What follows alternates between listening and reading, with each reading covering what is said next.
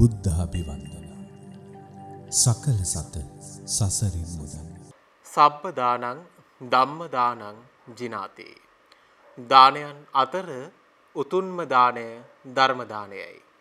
අදත් බුදුනුවන්ගේ හදවතේ නාලිකාවේ මෙත් සදහම් විකාශේ මෙත් බුද්ධාභිවන්දනා අති උතුම් දායකත්ව සද්ධර්ම දේශන මාලාවේ තවත් පින්වන්ත සද්ධර්ම දේශනාවක් සමකිනුවේ ඔබ අප මෙලෙසින් එක් හාසු වන්නේ. අද දිනේදී අපගේ ගෞරවනීය ආරාධනය පිළිගෙන සද්ධර්ම දේශනයට වැඩමවා වදාළ ගෞරවනීය ස්වාමීන්ද්‍රයන්න් වහන්සේව සිහිපත් කරන්නට අවසරයි. අද දින සද්ධර්ම දේශනයට වැඩමවා වදාළේ පූජ්‍යපාද මාතර මහින්ද අපගේ පින්වන්ත ගෞරවනීය ස්වාමීන්ද්‍රයන්න් වහන්සේ උන්වහන්සේව පාදාභිවන්දනීය නමස්කාර පූරකව සද්ධර්ම දේශනයට පිළිගනු ලබනවා. ඒ වගේම අද මේ සද්ධර්ම දේශනයේ සදැහැති දායකත්වයේ ගෙන කටයුතු කරනු ලබන්නේ ප්‍රේමසිරි මහත්මයා සහ පවුලේ සුපින්නතුන් විසින්. ඔවුන්ගේ අරමුණු ලෙස මුදුන්පත් කොටගෙන තිබෙන්නේ පසුගිය වසරේ මැයි මාස 23 වෙනි දින ඔවුන් අතරින් වෙන්ව ගිය කපුගම ගීගනගේ කාන්තිලතා ආදරණීය මෑණියන්ට සහ ගෞරවනීය ස්වාමීන්ද්‍රයන්න් වහන්සේලාගේ සහ අප සැමගේ නමින් මිය පරලොව ගිය සෑම දිනාටම පුණ්‍යානුමෝදනය සිද්ධ කිරීමත් බුදු සසුන ආරක්ෂා කරන දේව බඹුන් ප්‍රධාන මහා සංඝ රත්නයටත් සහභාගී වූ සැමටත් සෙත් ආශිර්වාද ප්‍රාර්ථනා කිරීමත් අප සැමට ශීල ගුණ සමාධි පූර්ණේ කර ඊටමත් නික්මන් භවයකදී සසර ගමන කෙලවර කර උතුම් වූ නිර්වාණ අවබෝධය ලැබීම පිණිස මේ ධර්ම දානමය කුසල කර්මය හේතු වාසනා වේවා කියා ප්‍රාර්ථනා කර සිටිනවා. ඒ සදහවන්ත පින්වතුන්ගේ ඒ උතුම් අරමුණු ප්‍රාර්ථනයන් ඒකාන්තයෙන්ම සඵල වේවා. සාදු සාදු සාදු. අද දින සධර්ම දේශනයට වැඩමවා වදාළ අපගේ ගෞරවනීය ස්වාමීන්ද්‍රයන්න් වහන්සේට පාදාභිවන්දනීය නමස්කාර පූරකව සධර්ම දේශනයට ආරාධනය කර සිටිනවා. අවසරයි අප පින්වත් ස්වාමීන්ද්‍රයන්න් වහන්සේ. සමන්ත චක්කවාලේසු අත්‍රා ගච්ඡන්තු දේවතා සද්ධම්මං මුනි රාජස්ස සුනන්තු සග්ග මොක්ඛදං ධම්ම ශ්‍රවණ කාලෝ අයං බදන්තා ධම්ම ශ්‍රවණ කාලෝ අයං බදන්තා ධම්ම ශ්‍රවණ කාලෝ අයං බදන්තා නමෝ තස්ස භගවතු අරහතෝ සබ්බ ධම්මේසු අප්පටිහත ඥානචාරස්ස දස බලදරස්ස චතු වේසාරච්ච විසරදස්ස සබ්බ සත්තුත්තමස්ස ධම්මිස්ස රස්ස ධම්ම රාජස්ස ධම්මත්සාමිස්ස තථාගතස්ස සබ්බඤුනෝ සම්මා සම්බුද්දස්ස නමෝ තස්ස භගවතු අරහතෝ සබ්බ ධම්මේසු අප්පටිහත ඥානචාරස්ස දස බලදරස්ස චතු වේසාරච්ච විසරදස්ස සබ්බ සත්තුත්තමස්ස ධම්මිස්ස රස්ස ධම්ම රාජස්ස ධම්මත්සාමිස්ස තථාගතස්ස සබ්බඤුනෝ සම්මා සම්බුද්දස්ස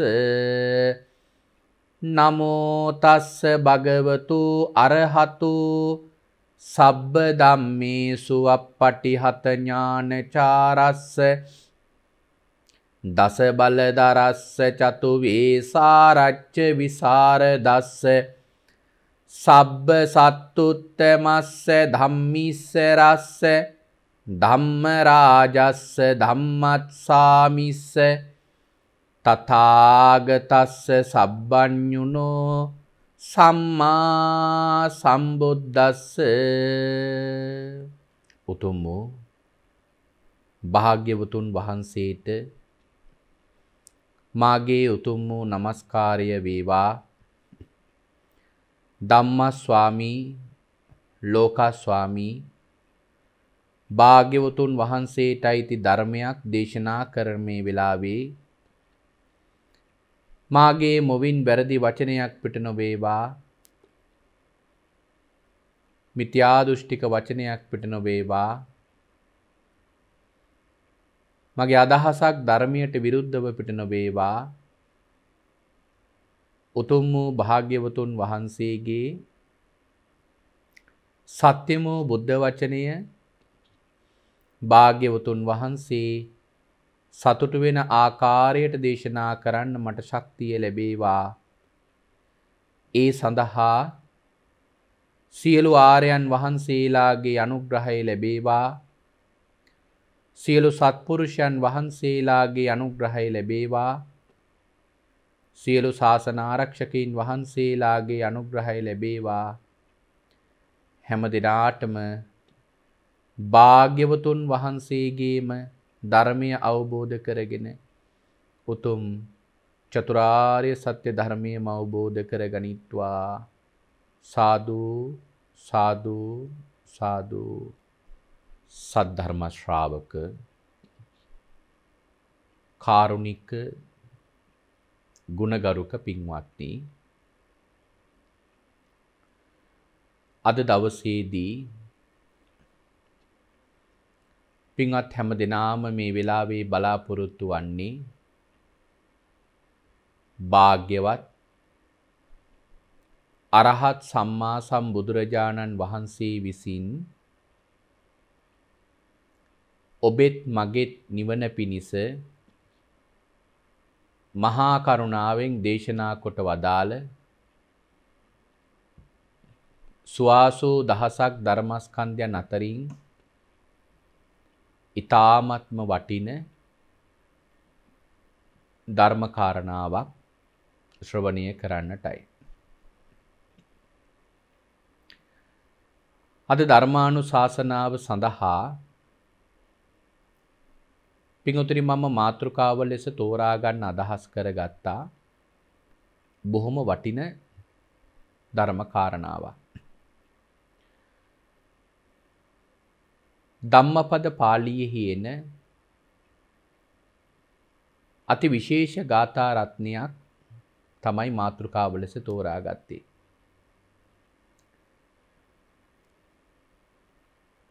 ඒ ගාථා රත්නය බුදුහාමුදුරෝ දේශනා කරේ සාරිපුත්ත මහරහතන් වහන්සේගේ එක්තරා මිත්‍ර බමුණෙක් මූලික කරගෙන.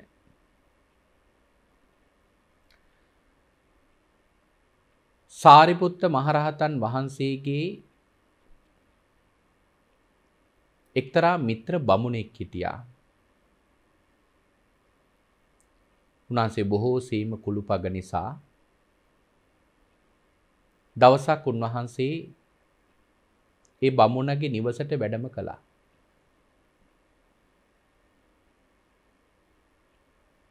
ඒ වෙලාවේදී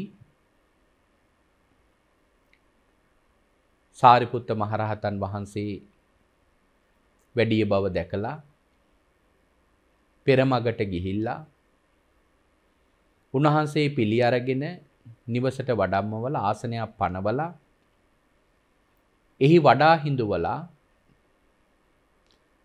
කළ යුතු සත්කාර සම්මාන සියල්ල අඩුවක් පාඩුවක් නැතුව සිදු කරලා උන්වහන්සේත් එක්ක පිළිසඳර කතාවක නිරත වුණා. මේ උසස් ආචාර ගෝචර සම්පන්න පුද්ගලයෙකුගේ ළඟ තිබෙන අති විශේෂ ලක්ෂණයක් ඇටියට මේ කාරණාව පිටුතුනි හඳුන්වන්න පුළුවන්. උසස් ආචාර සම්පන්න වීම බුදුරජාණන් වහන්සේගේ ශාසනයෙහි විශේෂයෙන්ම වර්ණනා කරලා තිබෙන කාරණාවක්. කෙනෙක් උසස් ආචාර සම්පන්න පුද්ගලයෙක් බවට පත්වීම. භාග්‍යවතුන් වහන්සේ විශේෂයෙන් මේ පිරිස වර්ණනා කරලා තියෙනවා. ආචාර ගෝචර සම්පන්න භාවයට පත්වෙනවා කියන කාරණාව පිංගුතුනි නිවන් දකින්න මාර්ගයට පවා අත්‍යවශ්‍යම වන කාරණාවක්. නිර්වාණ මාර්ගයට අත්‍යවශ්‍යම වන කාරණාවක් එක. ආචාර ගෝචර සම්පන්න භාවයට පත්වීම කියන කාරණාව.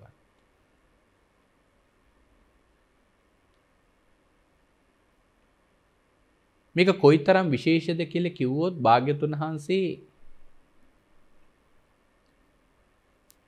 එවැනි කුලේ මහාන වෙච්ච අයට උසස් අග්‍රස්ථාන පවා දීලා තියෙනවා. බුදුරජාණන් වහන්සේ කුලය කියන එක පින්වතුනි බැහැර කරපු කෙනෙක්.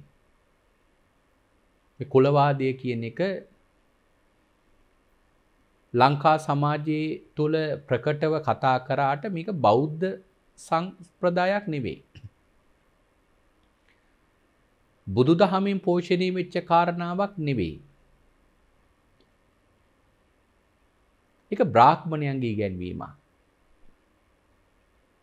අදත් සමහර තැන්වල ආවාහ විවාහ කටයුතු වෙනකොට පවා මේ කුලය පිළිබඳ විශේෂ සැලකිල්ලක් දක්වනවා. කුලය පිළිබඳ සලකලා මිනිසු බෙදෙනවා අපේ සමාජය තුල. භාග්‍යවතුන් වහන්සේගේ ප්‍රතික්ෂේප කරපු කෙනෙක්. අද සමහර බෞද්ධ පිරිස ළඟ පවා මේ කාරණාව තියෙන නිසා සමහර කෙනෙක් හිතනවා මේක බෞද්ධ සම්ප්‍රදායක් කියලා. බුදුදහමින් පෝෂණය වෙච්ච කාරණාවක් නෙමෙයි. බුදුදහමින් බැහැර කරපු කාරණාවක්. ඒ වගේ දේවල් කොච්චර ක්‍රියාත්මක වෙනවද බලන්න. සමහර වෙලාවට කේන්දර බලන ඒවා, නැකත් බලන ඒවා භාග්‍යවතුන් වහන්සේ ප්‍රතික්ෂේප කරපුවා.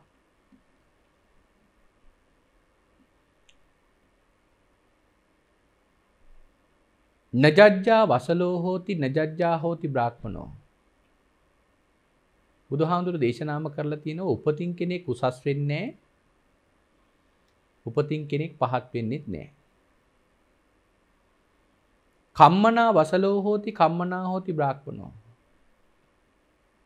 කෙනෙක් උසස් වෙන්නේ කෙනෙක් පහත් වෙන්නේ ක්‍රියාවෙන්. ක්‍රියාවෙන් තමයි කෙනෙකුගේ උස් පහත් බව තීරණය වෙන්නේ. බුදුරජාණන් වහන්සේ පින්වතුනි දේශනා කරලා තියෙනවා මෙන්න මේ කාරණාව උසස් ආචාර ගෝචර සම්පන්න වෙනවා කියන එක. මේ බමුණගේ ළඟ අන්න එවැනි උසස් ගුණාංග තිබුණා. ඉතින් සාරිපුත්ත මහරහතන් වහන්සේත් එක්ක පිළිසඳර කතාවක නිරත වෙනවා. සාරිපුත්ත මහරහතන් වහන්සේ අහනවා බමුණ මේ දවස්වල මොනවද කරන්නේ? ඒතර බමුණ පිළිතුරු දෙනවා ස්වාමීනි මම මේ දවස්වල මේ ඊට දන් දෙනවා කිව්වා. මං ඊට දන් මොනවද කියන කාරණාව ඉස්සරහදී පැහැදිලි කරන්නම්. ඊට දන් දෙනවා කිව්වා.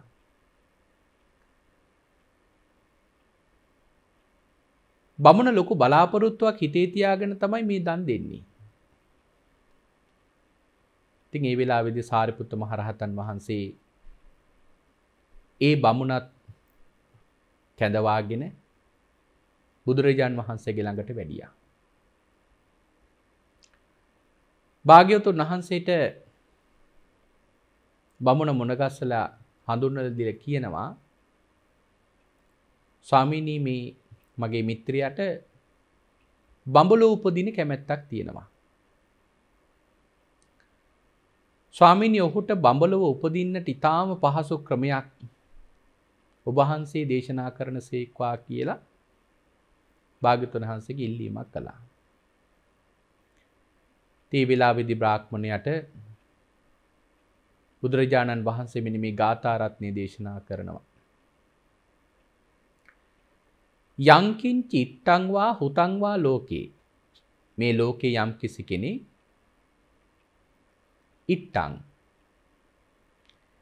ඉත්තං කියලා කියන්නේ ඔය මහා යාගයන් වලට, මහා දන් වලට. ඉත්තං කියනවා මහා දන් වලට. එමෙ මගුල් ගෙදරකදී දෙන දාන ඉත්තං. ඒ වගේ මේ විශාල වශයෙන් දෙන දාන වලට කියනවා ඉත්තං කියලා. ඒ වගේම හුතං වා කියලා කියන්නේ විශේෂ අවස්ථා මූලික කරගෙන දන් දීම. විශේෂ අවස්ථා මූලික කරගෙන දන් දීම හුතං කියලා හඳුන්වනවා. ඉතින් බුදුරජාණන් වහන්සේ දේශනා කරනවා යම් කිසි කෙනෙක් මේ ලෝකේ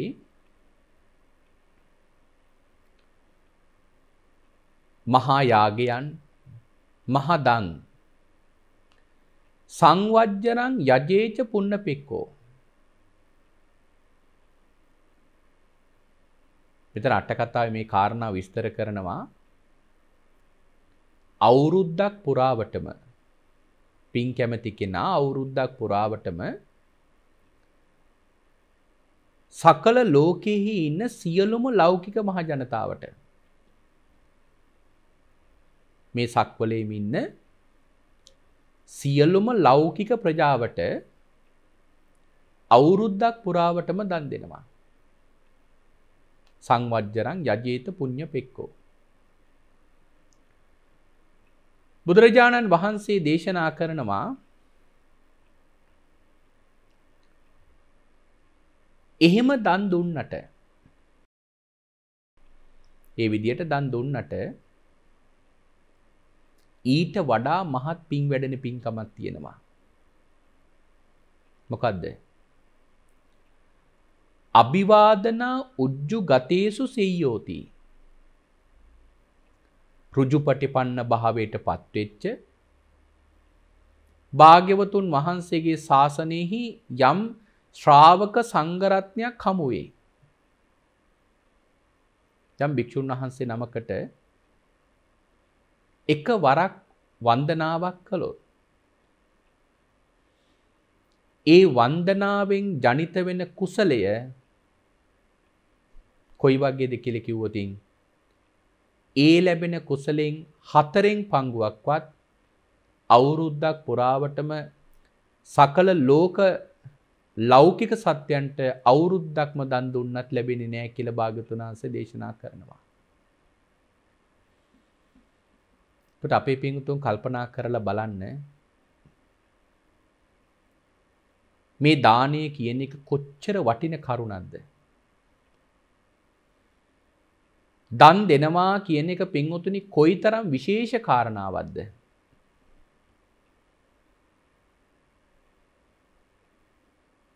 නමුත් ඊටත් වඩා පින්වතුනි මහත් පින් වැඩෙන පින්කමක් තමයි ඍජුපටිපන්න භාවයට පත්වෙච්ච එක සංඝ රත්නයකට යමෙක් වන්දනාවක් කළොත් බඹලොව උපදින්නට තරම් ඒ පුණ්‍ය කර්මයේ පින්වතුනි බලයක් තියෙනවා. බඹලොව උපදින්නට තරම් ඒ පුණ්‍ය කර්මයේ අති විශේෂ බලයක් තියෙනවා.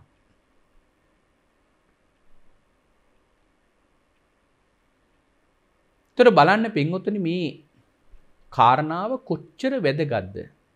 කොයිතරම් විශේෂද?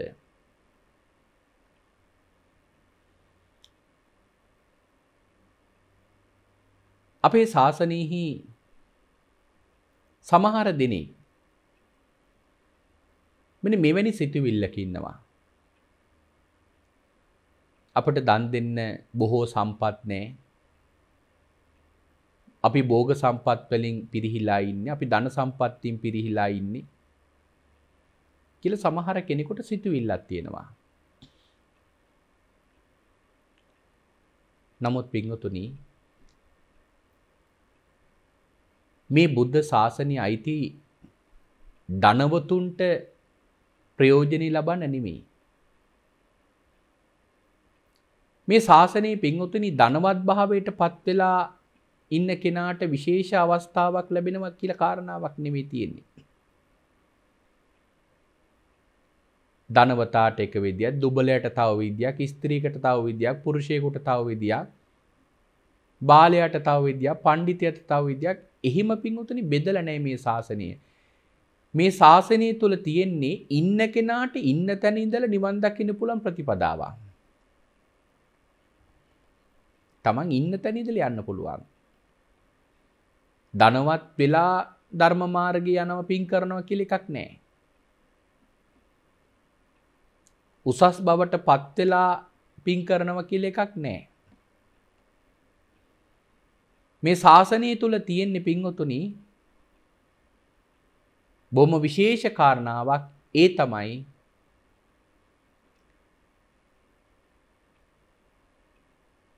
තමන්ට ඉන්න තැන ඉඳලා මේ නිර්වාණ මාර්ගයටපත් වෙන්න පුළුවන්. භාග්‍යවතුන් වහන්සේගේ ශාසනයෙහි ධනවත් භාවය කියන කාරණාව විශේෂයෙන්ම වර්ණනා කරලා තියෙනවා. බුදුරජාණන් වහන්සේ දේශනා කරේ මොන ධනවතා පිළිබඳවද? යමෙක් සත්ත ආර්ය ධනෙන් ධනවත් වෙනවා නම් ආන්න ඒ කෙනා පින්වතුන් අති විශේෂයි කියලා බුදුරජාන් වහන්සේ දේශනා කරනවා. සප්ත ආර්ය ධනෙන් ධනවත් වෙන කෙනා අති විශේෂයි. ඒ විශේෂ භාවයට පත්වීම බොහොම වටින කරුණක්. ඒ විශේෂත්වයට පත්වීම බොහොම වටින කරුණක්. ඉතින් ඒ නිසා අපි හැම වෙලාවකම තේරුම් කරගත්ත යුතු පින්වතුනි විශේෂ කරුණක් මෙන්න මේ කාරණාව. ඉන්න තැන ඉඳලා නිවන් දකින්න පුළුවන් නම් පින් කරගන්න පුළුවන් නම් එහෙම පින් කරගන්න පුළුවන් හොඳ අවස්ථාවක් තමයි භාග්‍යවතුන් වහන්සේ මේ දේශනා කළේ. සියලු සක්වලෙහි සකල ලෝක සත්වයාට අවුරුද්දක් පුරාවටම සකල ලෝක ලෞකික ජනතාවට අවුරුද්දක් පුරාවටම සියලු භවභෝග සම්පත් වලින් ඉතිරිලා පැතිරිලා යන විදියට දන් දුන්නත් උජුපටිපන්න භාවයට පත්වෙච්ච එක ශ්‍රාවක සංඝරත්නයකට වන්දනාවක් කරොත් ඒකෙන් ලැබෙන පිනෙන් 4න් එකක්වත් පින්වතුනි අරතරන් දන් දුන්නට ලැබෙන්නේ නැහැ කියලා දේශනා කරලා තියෙනවා. නම් ඒක මොනතරම් විශේෂ කාරණාවක්ද? කොයිතරම් වටින කරුණක්ද ඒක? මම අද දවසේ මේ දේශනාවදී අදහස් කරගත්ත මේ වඳිනම කියන කාරණාව පිළිබඳ අපේ පින්වතුන්ට කරුණු කිහිපයක් පෙන්වලා දෙන්න. වන්දනාවක් කියන එක මේ තරම් මහ පිං වැඩෙනවා නම් අපි කොහොමද මේ නිවැරදිව පිං වැඩෙන විදියට වන්දනාව කරන්නේ? මෙන්න මේ කාරණාව මං හිතනවා අපේ පින්වතුන් හරියට අවබෝධ කරගත්තොත් අපේ පින්වතුන්ට මේ ලැබිලා තියෙන දුර්ලභ මනුෂ්‍යාත්ම භාවය තුළ අති විශේෂ පින්කම් රසක් කරගන්න පුළුවන් කියලා. බුදුරජාණන් වහන්සේ පින්වතුනි විනය පිටකේ පරාජිකා පාළියේ විනය පිටකේ පරිවාර පාළියේ 264 වෙනි පිටුවේ උපාලි මහරහතන් වහන්සේට දේශනාවක් කරනවා බාල භික්ෂුන් වහන්සේ නමක් වැඩිහිටි භික්ෂුන් වහන්සේ නමකට කොහොමද වඳින්නේ කියලා. බාල භික්ෂුන් වහන්සේ නමක් වැඩිහිටි භික්ෂුන් වහන්සේ නමකට කොහොමද වන්දනා කරන්නේ කියන කාරණාව ඒ දේශනාවේදී දේශනා කරනවා. එතනදී කරුණු 5ක් දේශනා කරනවා. මෙන්න මේක තමයි මේ වන්දනා ක්‍රමය තමයි භාග්‍යවතුන් වහන්සේ මුල් පිටකේ දේශනා කරපු කාරණාව. එහෙනම් මේකට විශේෂත්වයක් දක්වන්නට ඕන. මොකද ඒ කාරණාව බාල භික්ෂුවක් වැඩිහිටි භික්ෂුන් වහන්සේ නමකට වඳිනකොට පළවෙනියටම දෙවුර වසාගෙන තියෙනවා නම් ඒකාංශ කරගන්නට ඕන. දෙවුර වසාගෙන තියෙනවා නම් ඒකාංශ කරගන්නට ඕන. මේ එක උරයක් විවෘත කරලා තියෙන කාරණාව ගරු සම්පන්න භාවයට පත් කරවන කරුණා. තාම ගෞරවනීය කාරණාවක්. ওই කාලේ මිනිස්සුන්ගේ ළඟ හැමතිස්සෙම තිබිලා තියෙනවා පින්වතුනි උතුරු සලුව කියලා රෙදි කඩක්.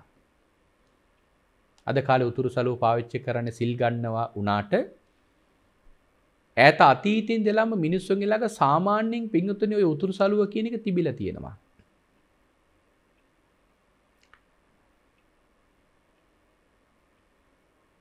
ඉතින් කවුරු හරි ගරු සම්පන්න භාවයට පත්වෙච්ච කෙනෙක් ගරු කටයුතු කෙනෙක් ඉදිරියට ගියොත් අර තමන්ගේ උරහිස මත තබා තිබෙන උතුරු සලුව අතට ගන්නවා. මොකද ඒක ගෞරවය දක්වන කරුණක් නිසා. මේ එක උරයක් විවෘත කරන එක දකුණු උරේ විවෘත කරනවා කියන එක එවැනි කාරණාවක්. ඊළඟට පින්වත්නි වඳින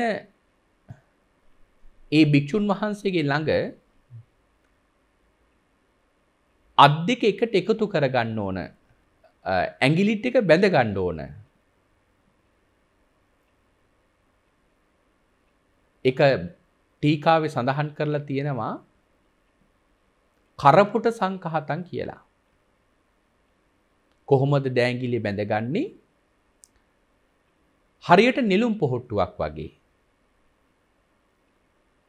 අපි නෙළුම් පොහොට්ටුවක ස්වභාවය දැකලා තියෙනවා. ආන්න ඒ වගේ අපි මේ අත් දෙක එකට එකතු කරගන්න ඕන. එකෙන් අදහස් කරන්නේ මේ අල්ලවල් දෙක එකට ගෑවෙන්නේ නැහැ.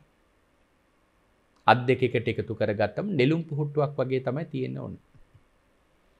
තමයි නිවැරදිව අත් දෙක තබා ගන්න ක්‍රමය. අපි වඳිනකොට අත් දෙක එකට එකතු කරගන්නව නම් ඔන්න ඔය ක්‍රමයට තමයි එකතු කරගන්න ඕන. ඊළඟ කාරණාව තමයි වඳින කෙනාගේ ළඟ දන ගහගෙන මේ අත්ලවල් වලින් ගොප්පැටියෙන් පහළ කොටස එහෙම නැත්නම් වලලු කරෙන් පහළ කොටස සම්බහනය කරන්න ඕන. මනාකොට සම්බහනය කරන්නට ඕන. ඒ සම්බහනය කරන්න ඕන පේමංච ගහරවංච ප්‍රේමය සහ ගෞරවය මූලික කරගෙන. ඔනෝක තමයි කාරණා පහ. භාග්‍යවතුන් වහන්සේ උපාලි මහරහතන් වහන්සේට මේ කාරණාව දේශනා කළේ. ඒ වගේම තමයි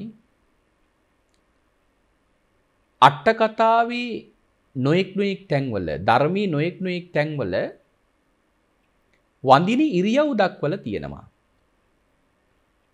ඔන්නෝක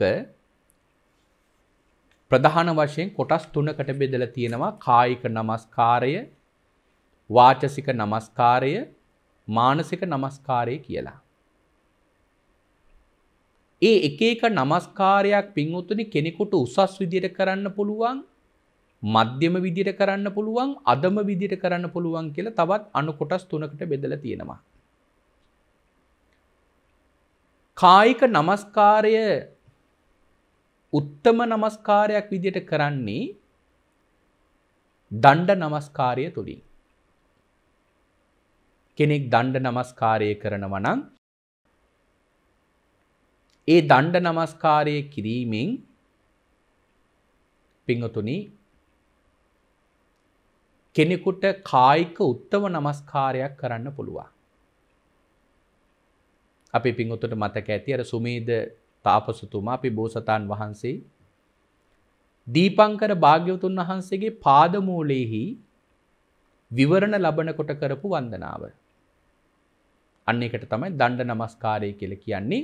මුළු ශරීරයේම හිසේ ඊට පාදාන්තය දක්වා දඬු කදක්සේ දිගා කරවල කරන වන්දනාව.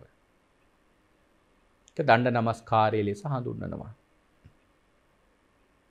ඒක තමයි කායික උත්තම විදිහට කරන වන්දනාව. කායික මධ්‍යම විදිහට කරන වන්දනාව තමයි පසඟ පිහිටුවල කරන වන්දනාව. පසඟ පිහිටුවල කියලා කියනකොට කරුණු පහක් බිම ස්පර්ශ කරන්නට ඕන. අංග පහක් බිම ස්පර්ශ කරන්නට ඕන. අත් දෙක, දන හිස් දෙක, නලල. සමහර කෙනෙක් අපි දැකලා තියෙන පසඟ පිහිටුවල වඳිනකොට මේ නලල අත් දෙක උඩ තියෙනවා. එතකොට අංග පහක් බිම ස්පර්ශ වෙන්නේ නැහැ. අපි අංග පහම බිම ස්පර්ශ කරනවා නම් නලලත් බිම ගෑවෙන්න ඕන. එතකොට තමයි වන්දනාව සම්පූර්ණ වෙන්නේ. එහෙම වැන්දත් ඒ වන්දනාව අයිති වෙන්නේ මධ්‍යම නමස්කාරයේ හැටියට. ඊළඟට අදම නමස්කාරය කියලා කියන්නේ අවම මට්ටමේ කායික නමස්කාරය. ඒක සාමාන්‍යයෙන් ඔය උක්කුටියෙන් වඳින එක. දන හිස් දෙක බිම තියලා හිටගෙන වඳින එක. එහෙම නැත්නම් හිටගෙන කරන වන්දනාව. ඕවා අයිති වෙන්නේ කායික අදම නමස්කාරයේ හැටියට. එතකොට මේ මට්ටම් එක ඒ කෙනාට තමන් කරන නමස්කාරයෙන් ලැබෙන පින වෙනස් වෙනවා. උත්තමාකාරයේ කරන වන්දනාවට උසස්ම විදියට ආනිසංස ලැබෙනවා. මධ්‍යමාකාරයේ කරන වන්දනාවට මධ්‍යම විදියට ආනිසංස ලැබෙනවා. අදම ආකාරයේ කරන නමස්කාරයට අවම මට්ටමේ ආනිසංසයක් ලැබෙනවා. එතකොට තමන්ට තීරණය කරන්න පුළුවන් මම මොන මට්ටමේ කුසලයක් වඩා ගන්නද මේ නමස්කාරය කරන්නේ. භාග්‍යවතුන් වහන්සේගේ ඉදිරිපිට අපි කොහොමද වඳින්නේ? හිතන්නකෝ ශ්‍රාවක සංඝ රත්නයකට කරන වන්දනාව අර වගේ විශේෂ නම් ලෞතර සම්මා සම්බුදුරජාණන් වහන්සේට කරන වන්දනාව කොයිතරම් විශේෂ වෙන්නේ නැද්ද? ඊළඟට පින්වතුනි වාචසික උත්තම නමස්කාරයක් වෙන්නේ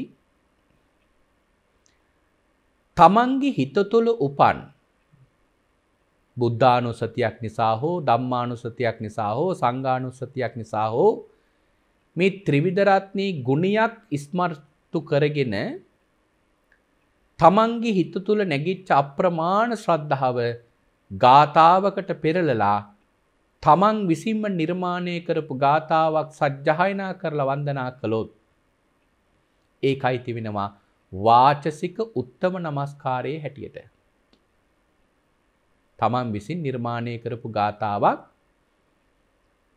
කියමින් භාග්‍යවතුන් වහන්සේ වැන්දොත්. හැබැයි මේ කාරණාව කියද්දී මෙතරට විශේෂ කරුණක් එකතු කරන්න ඕන කියලා හිතෙනවා. මොකද මේ බුදුදහමේ සමහර කාරණා තමන් හිතලා නිර්මාණය කරන්න ගියාම හරියට පරිස්සම් වෙන්න ඕන. මොකද සමහර නිර්මාණ තියෙනවා ධර්මයේ විකෘති කරලා, ගුණ විකෘති කරලා. සමහරලාට ඒ නිර්මාණයේ අරමුණ සංවේදී බව, දුක, ওই වගේ රස තමයි ඉස්මතු කරන්නේ. ඉතින් එහෙම ඉස්මතු කරන්න ගිහලා සමහර වෙලාවට ධර්මයේ විකෘති කරනවා සමහර නිර්මාණ තුලින්. පින්වතුනි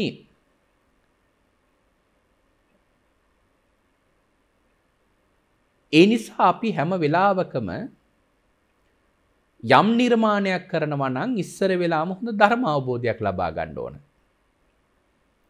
මට මතකයි එක්තරා දවසක කෙනෙක් මගෙන් විමසීමක් කළා. ඒක නිසඳසක් පිළිබඳ. ඒ නිසඳසේ අන්තර්ගත වෙන්නේ යසෝදරා මහරහත් තෙරණිය පිරිනිවන් පාන්න අවසර ගන්න බුදුහාමුදුරන්ගේ ළඟට එනවා. ඒ ආපු වෙලාවේ යසෝදරා තෙරණිය ආපු බව ආනන්ද හාමුදුරුවෝ බුදුහාමුදුරන්ට දන්වන්න කුටිය ළඟට ගිහිල්ලා 3 වතාවක් තට්ටු කරනවා. එමි නිසදෙසේ තියෙන විදිය.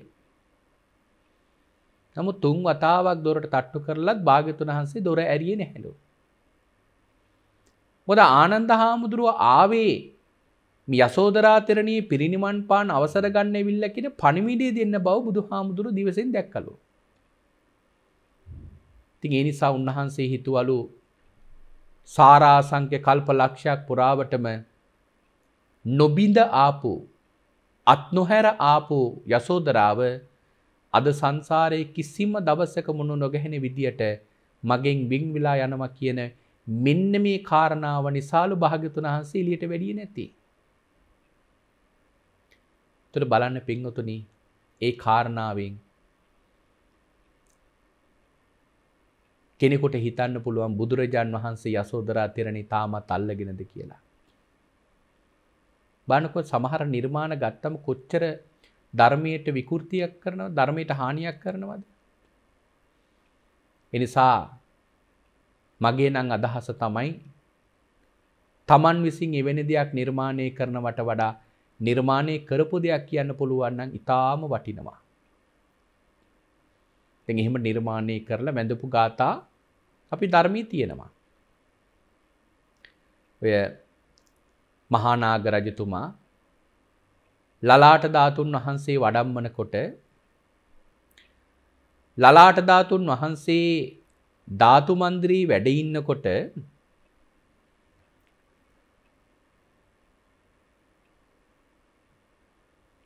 මහා නාග රජතුමා එදා දකිනවා යමාමා පෙළහර ලලාට ධාතුන් වහන්සේ යමාමා පෙළහරක් පානවා.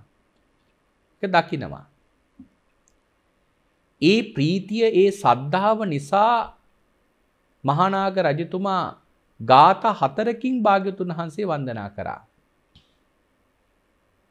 නමාමි වීර පාදේතේ චක්කංකිත තලේ සුබේ වන්දිතේ නර දේවේහි අමතන් දේහි වන්දිතේ ලෝකනාත තුවං ඒකෝ සරණං සබ්බ පානිනං ලෝකේ තයා සමෝනත්ති තාරේහි ජනතං බහුං මහන්නවේ මයං බන්තේ නිමුග්ගාදීග සම්භවේ අපපතිස්සා අපපතිට්ටා සංසරාම චිරන්තහින් ඒතරහි තුම්හි ආපජ්ජ පතිට්ටං අධි ගච්චරේ තුම්හාකං වන්දනං කତ୍වා උත්තින්නම්ම බවන්නවා කියන මෙන්න මේ ගාථා 4න් වන්දනා කරා. පින්වතුනි හරිම රසවත් සද්ධාව උපදව ගන්නට පුළුවන් අර්ථ තියෙන ගාථා 4ක්. නමාමි වීර පාදේතේ චක්කංකිත තලේ සුබේ. චක්‍ර ලාංඡන දහසකින් සමන්විත ඒ මහාවීරයන් වහන්සේගේ පාදයන් වන්දිතේ නර දේවේහි දෙව් මිනිසුන් වඳිනවනම් අමතන් දේහි වන්දිතේ ඒ වඳින හැම කෙනෙකුටම අමෘතය ලැබෙනවා නිවන ලැබෙනවා. බණ කොච්චර වටින ගාථාවක්ද කියලා. ඉතින් ඒ වගේ ගාථා අපිට සජ්ජායනා කරන්න පුළුවන්. දැන් මෙතන වාචසික උත්තම නමස්කාරය වෙන්නේ තමන්ගේ හිත තුලම නැගෙන ගද්‍යයක් හරි පද්‍යයක් හරි නිර්මාණය කරලා වචනින් කියවමින් භාග්‍යතුන් වහන්සේ නමස්කාර කරන්න පුළුවන් නම් අන්න ඒක වාචසික උත්තම නමස්කාරයක්. තමන්ගේ නමස්කාරය මධ්‍යම නමස්කාරයක් බවට පත් වෙන්නේ වචනයෙන්. තවත් කෙනෙක් විසින් නිර්මාණය කරපු ගාථාවක් කියන්නේ ගද්‍යයක් හරි පද්‍යයක් හරි සජ්ජායනා කරන්න පුළුවන්. ඒක වචනයෙන් කරන මධ්‍යම නමස්කාරයක් බවට පත් වෙනවා.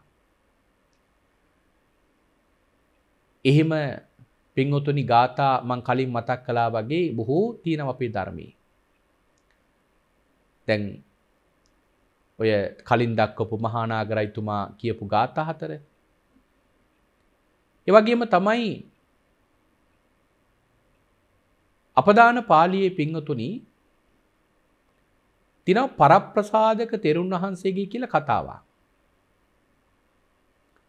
ওই තෙරුන් වහන්සේ පින්වතුනි කල්ප 94කට කලින් සිද්ධාර්ථ භාග්‍යවතුන් වහන්සේව වන්දනා කරා ගාථා 4ක් කියලා. උසබං පවරං වීරං මහීසින් විජිතාවිනං සුවන්න වන්නං සම්බුද්ධං කෝදිස්වාන පසීදති හිමවාවා පරිමියෝ සාගරෝ දුරුත්තරෝ තතේව ජානං බුද්දස්ස කෝදිස්වාන පසීදති වසුදහා යතහාපමීයා චිත්තාවන වටංසකා තතේව සීලං බුද්දස්ස කෝදිස්වාන පසීදති අනිලජෝව අසංකෝබෝ යතාකාසෝ අසංකියෝ තතේව ඥානං බුද්දස්ස කෝදිස්වාන පසීදති. මේවයි පින්වතුනි එකින් එක අර්ථ විස්තර කරන්න ගියොත් පින්වතුනි කෙලවරක් නැතුව ඒ ගාථාවල් වල තේරුම් විස්තර කරන්න පුළුවන්. ඒ තරම් වටින අර්ථ තියෙන ගාථා. ඔය ගාථා ටික අපදාන පාළේ පළවෙනි පොතේ තියෙන්නේ. මම එක ගාථාවක තේරුමක් කියලා දෙන්නම්. බලන්න කොච්චර වටින ගාථාවක්ද කියලා.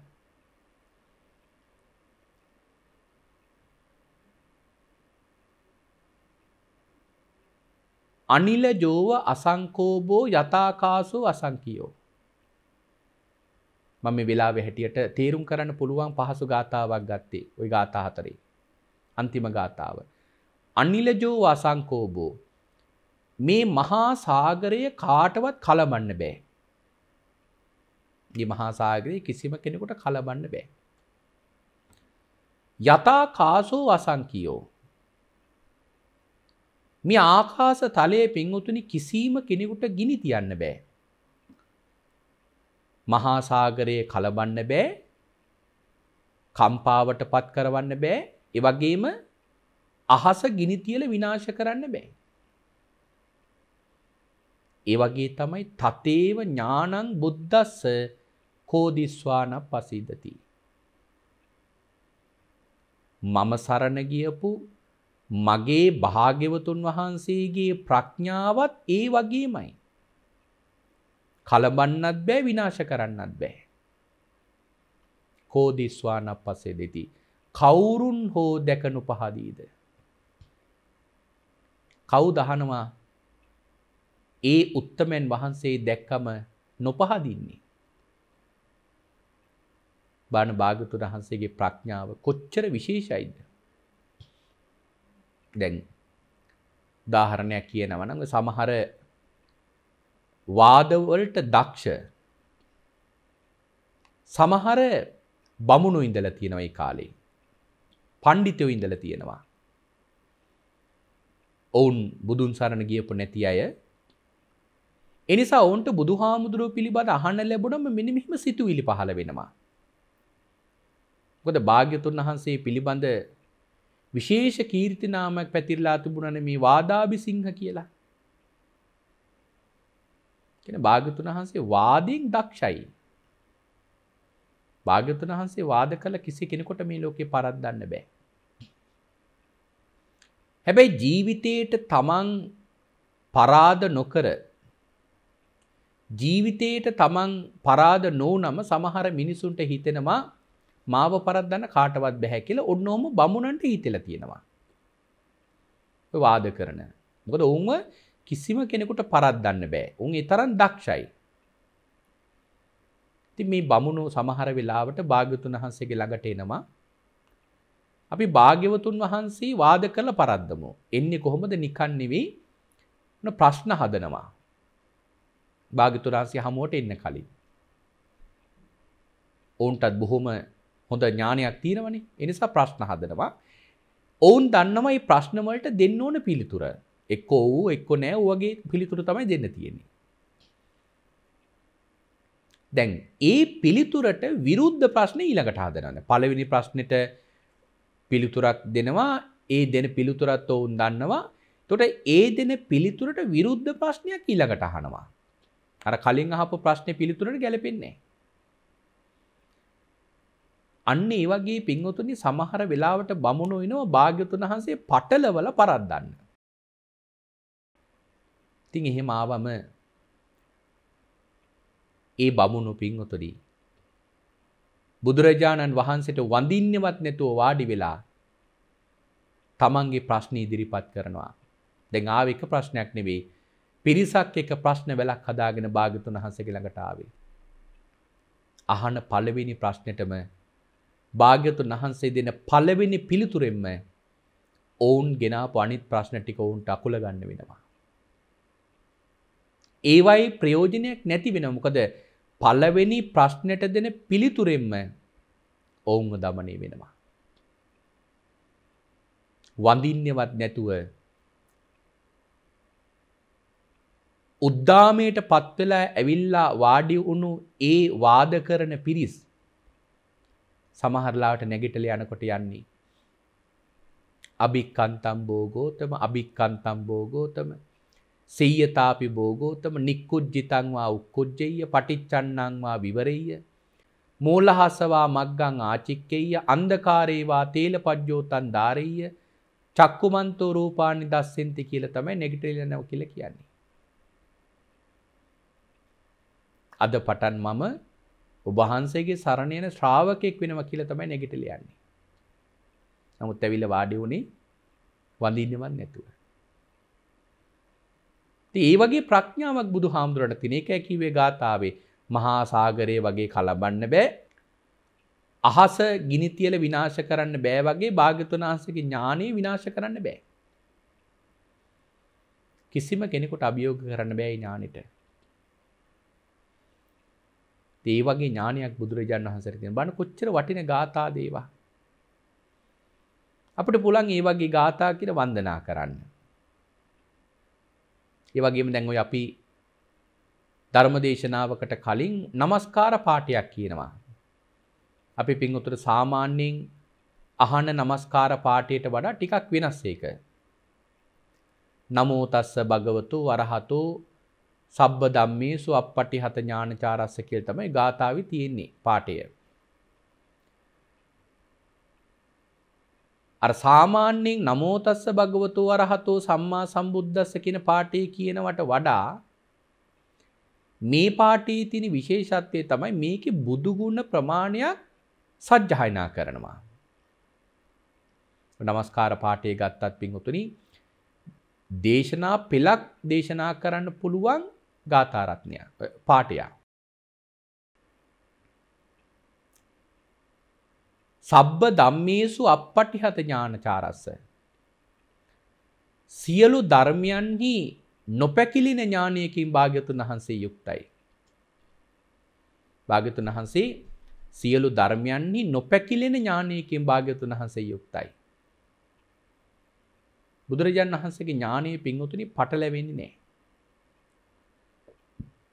ඒ කියන්නේ දැන් භාග්‍යවතුන් වහන්සේ බුදු වෙන දවසේ ධර්ම දේශනාවක් කරද්දී අපි හිතමු යම් කිසි දෙයක් සම්බන්ධයෙන් කරුණු තුනක් තියෙනවා කියලා කිව්වා කියලා හිතන්න.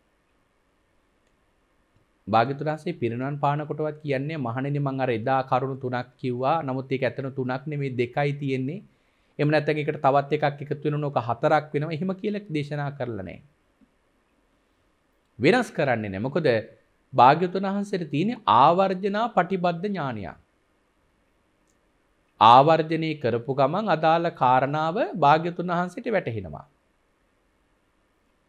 එවැනි ඥානයක් භාග්‍යවතුන් වහන්සේට තියෙන්නේ.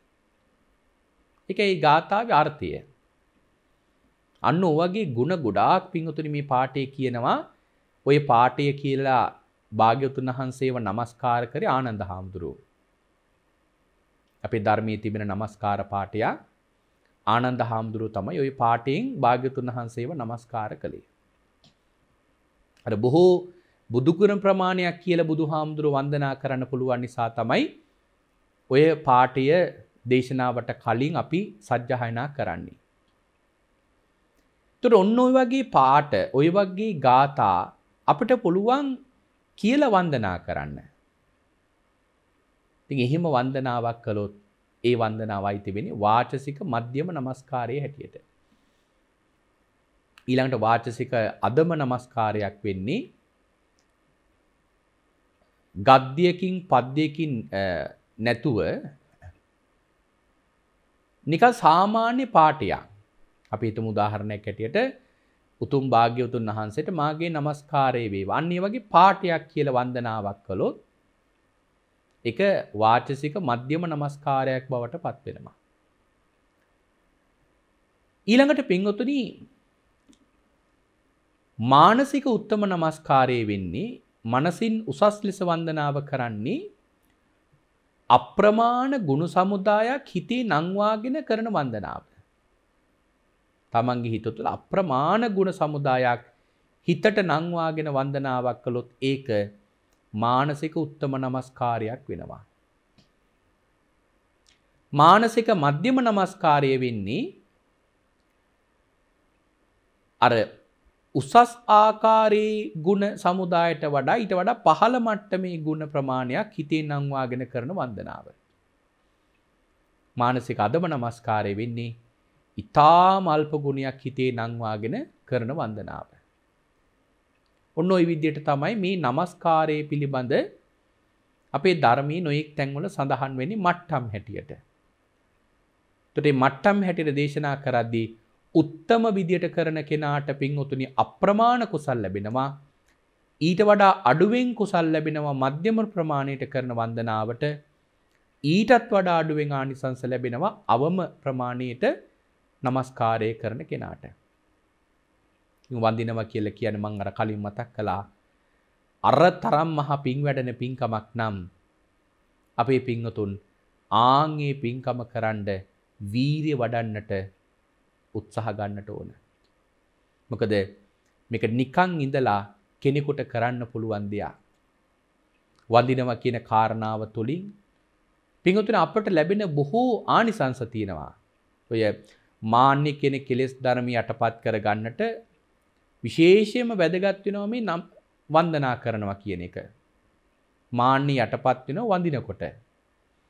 ඉතින් ආන් මේ වගේ පින්වතුනි අපට පුළුවන් අපේ নমස්කාරය අපේ වන්දනාව හරි විදියකට අවබෝධයෙන් කරන්න. ওই විමානවත්තු පාළියේ තියෙනවා චණ්ඩාලි විමානවත්තු කියලා කතාවක්. දවසක් එක සැඩල් කුලේ කාන්තාවක් එක මාර්ගයක ගමනක් යනවා. භාග්‍යවතුන් වහන්සේ මහා කරුණා සමාපatti ඥාණයෙන් ඇයව දකිනවා. ඉතින් ඒ වෙලාවේදී භාග්‍යවතුන් වහන්සේ දකිනවා ඇයට ඊටාම අල්ප කාලයක් ජීවත් වෙන්න තියෙන්නේ. හැබැයි දැන් මැරුණොත් යන්නේ ඇය දුගතියක. ඇය මැරුණොත් යන්නේ දුගතියක. නිසා භාග්‍යවතුන් වහන්සේ ඇයව සුගතියෙහි පිහිටුවන්නට මුගලන් මහරහතන් වහන්සේ එක්ක ওই මාර්ගයට වැඩියා. භාග්‍යවතුන් වහන්සේ මාර්ගය හරස් කරගෙන වැඩ ඉන්නවා. මුගලන් හාමුදුරුවෝ භාග්‍යවතුන් වහන්සේගේ අදහස දැනගෙන අර කාන්තාවට ගිහින් කියනවා ලෞතුරා භාග්‍යවතුන් වහන්සේ මේ වැඩ ඉන්නේ ඒ භාග්‍යවතුන් වහන්සේගේ පාදයන් වන්දනා කරගන්න කියලා. ඉතින් ඇය ෂඩ්වර්ණ රශ්මි මාලාවෙන් බබලන දෙතිස් මහා පුරුෂ ලක්ෂණයන්ගෙන් 80ක් අනු ව්‍යංජනයන්ගෙන් ශෝභමාන වෙච්ච ඒ භාග්‍යවතුන් වහන්සේගේ ශ්‍රී පාද පත්මියන් එකවරක් වන්දනා කළා. ඒ කරපු වන්දනාවට කොයිතරම් ආනිසංස ලැබුණද කියලා කියනවා නම් ඇයට යන්න තිබිච්ච දුගති මාර්ගයේ වැහුණා. ඇයි තාම සුළු වේලාවකින් මරණයටපත් වුණා. පින්වතුනි අතින් අල්ලලා උඩින් තිව්වා වගේ ගිහිල්ලා සුගත ජීවිතයක් ලැබුවා. දැන් හිතන්න වඳිනවා කියන එක කොච්චර ආනිසංස ලැබෙන පින්කමක්ද. එහෙනම් අපේ පින්වතුන් මෙන්න මේ කාරණාව නුවණින් විමසලා අවබෝධයෙන් කරන්න. සකල ලෞකික ජනයාට අවුරුද්දක් පුරාවටම සියලුම භවභෝග සම්පත් වලින් සංග්‍රහ කරලා දන් දෙනවට වඩා එක වන්දනාවක් කරන කෙනාට අප්‍රමාණ කුසල් වැඩෙනවා. දුර්ලභව ලැබිච්ච මනුස්ස ජීවිතය තුළ මේ අති උදාර කුසලය ජීවිතයට එකතු කරගන්න, ජීවිතේ වඩා ගන්නට අද මේ උතුම් සද්ධර්ම දේශනාව පින්වත් හැම කෙනාගේම ජීවිතවලට උපකාර වේවා කියන ප්‍රාර්ථනාවෙන් අපි දේශනාව නිමාවට පත් කරනවා.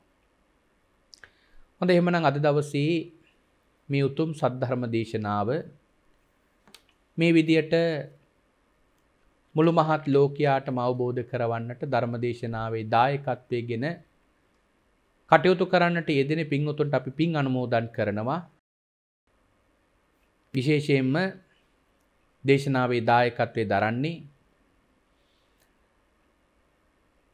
ප්‍රේමසිරි මහත්මයා සහ පවුලේ පින්වත් පිරිස. බලාපොරොත්තු වෙනවා පසුගිය මැයි මාස 23 වන දින තමන් අතරින් මිය පරලෝ ගියපු කපුගම ගීගණගේ කාන්තිලතා ආදරණීය මෞතුමියට පින් අනුමෝදන් කරන්නත්, එවැගේම ගෞරවනීය ස්වාමින් වහන්සේලාගේ සහ සියලු දෙනාගේම නම් මිය පරලෝ ගියපු හැම ඥාතින්ට පින් අනුමෝදන් කරන්නත් පින්කම තුලින් බලාපොරොත්තු වෙනවා. එමනම් මේ හැම දිනාටම අපි පින් අනුමෝදන් කරනවා. ඒ හැම දිනාටම මේ සියලු කුසල් අනුමෝදන් වේවා. මෙලොව ජීවිත සුවපත් වේවා, පරලොව ජීවිත සුවපත් වේවා. ඒ හැම දිනාගේම සාංශාරික ජීවිත සුවපත් කරගන්නට මේ පිනේ ඔවුන්ට උපකාර වේවා. නිවන් දකින ජාති දක්වාම සත්පුරුෂ කලණ මිතුරු ඇසුර ලැබේවා. සම්මාදිට්ඨික ධර්මයේම මුණ ගැහිවා. අසත්පුරුෂයන්ගෙන් ඇසුරක්වත් නොලැබේවා. අවසානයේ මියගේ හැම දිනාම ප්‍රාර්ථනා කරන බෝධියකින් උතුම් චතුරාර්ය සත්‍ය ධර්මය අවබෝධ වේවායි අපි සාදු කියා පින් අනුමෝදන් කරමු. එවැගේම බුදුසසුන ආරක්ෂා කරන සියලුම දෙව්බඹුන් ප්‍රධාන මහා සංඝරත්නයටත් ධර්ම ශ්‍රවණය කරපු හැම දිනාටමත් ආශිර්වාදේ කරනවා, පින් දෙනවා. ඒ හැම දිනාටමත් මේ සියලු පින් අනුමෝදන් වේවා. සියලුම දෙවිවරුන්ට, සියලු බ්‍රහ්මයන්ට මේ සියලු පින් අනුමෝදන් වේවා. ඒ සත්පුරුෂ ආර්යයන් වහන්සේලා, සත්පුරුෂයන් වහන්සේලා මේ පින් සාදු සිතින් අනුමෝදන් කරගනිත්වා. ධර්ම ශ්‍රවණය කරපු හැම දිනාටමත් මේ කුසල් අඩුවක් නැතුව අනුමෝදන් වේවා කියලා අපි පින් අනුමෝදන් කරනවා. ඒ වගේම අවසානයේ ප්‍රාර්ථනා කරනවා මේ හැම දිනාටමත් උතුම් චතුරාර්ය සත්‍ය ධර්මය අවබෝධ කරගන්නට මේ පින් උපකාර වේවා කියලා. එමනම් අපි හැම දිනාටම නැවත නැවතත් පින් දෙනවා. ලෝක සත්‍යාව සසරින් මුදවන්නට, සුවපත් කරන්නට වටින ධර්ම දේශනාවක් පවත්වලා ළඟා කරගත්තු ධර්ම දානයේ මේ පින් ඊයත්තන්ට අනුමෝදන් වේවා. ඒ හැම දිනාගේම භවගාමී ජීවිත සුවපත් වේවා. ප්‍රාර්ථනා කරන බෝධියකින් උතුම් චතුරාර්ය සත්‍ය ධර්මය අවබෝධ වේවායි අපි සාදු කියා පින් අනුමෝදන් කරමු. අවසානයේ ඔබ අප හැම දිනාටමත් කෙටිම කාලයකින් පහසුම ආකාරයෙන් සුඛ සහගත ප්‍රතිපදාවෙන් උතුම් චතුරාර්ය සත්‍ය ධර්මය අවබෝධ කරගන්නට මේ පින පාරමී ධර්මයක්ම වේවායි සාදු සාදු සාදු කියා අපි ප්‍රාර්ථනා කරගමු. ආකාසට්ඨහා ච බුම්මට්ඨහා දේවා නාග මහිද්దికා පුඤ්ඤන්තං අනුමෝදිත්වා චිරන් රක්칸තු සම්මා සම්බුද්ධ ශාසනං චිරන් රක්칸තු සම්මා සම්බුද්ධ දේශනං චිරන් රක්칸තු සම්මා සම්බුද්ධ ශාවකං. උතුම් වූ ධර්ම ශ්‍රවණය කළ ශ්‍රද්ධාවන්ත පින්වන්ත ඔබ සෑම දෙනෙක්ටම උතුම් වූ ධර්මාවබෝධයම අත් වේවා. අද දින සද්ධර්ම දේශනයට වැඩමවා වදාළ අපගේ ගෞරවනීය ස්වාමීන්ද්‍රයන්න් වහන්සේ වන අවසරයි සිහිපත් කරන්නට පූජ්‍යපාද මාතර මහින්ද අපගේ පින්වන්ත ගෞරවනීය ස්වාමීන්ද්‍රයන්න් වහන්සේට පාදහාභිවන්දනීය නමස්කාර පූරකව පුණ්‍ය අනුමෝදනය සිදු කරනු ලබනවා. ඒ වගේම අද මේ සද්ධර්ම දේශනාවේ සදැහැති දායකත්වයේ ගෙන කටයුතු කරනු ලැබුවේ ප්‍රේමසිරි මහත්මයා සහ පවුලේ සුපින්වන්ත පිරිස විසින්. ඔවුන්ගේ අරමුණු ප්‍රාර්ථනයන් ඒකාන්තයෙන්ම සඵල වේවා. සාදු සාදු සාදු. තවත් මෙවැනිම සද්ධර්ම දේශනාවකින් හමු වීමේ බලාපොරොත්තුවෙන් ඔබගේ නිවහනෙන් සමුගෙන යන්නට අවසරයි. ඔබ සැමට සම්මා සම්බුදු සරණයි.